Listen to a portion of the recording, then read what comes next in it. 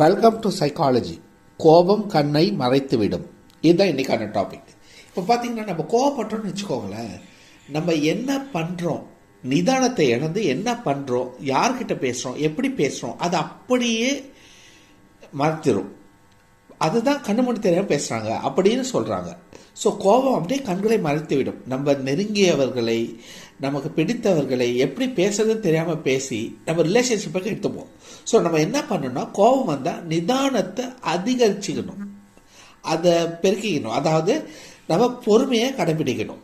கோபம் வந்துச்சா, சரி தனியாக போய் இருப்போம், அப்படி இருந்துட்டு நான் கோபமாக இருக்கேன் அப்படின்னே கூட சொல்லலாம்.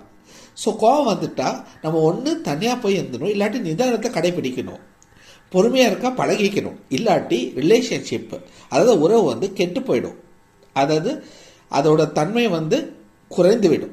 ஸோ இதுதான் இன்னைக்கான டாபிக். Thank you so much.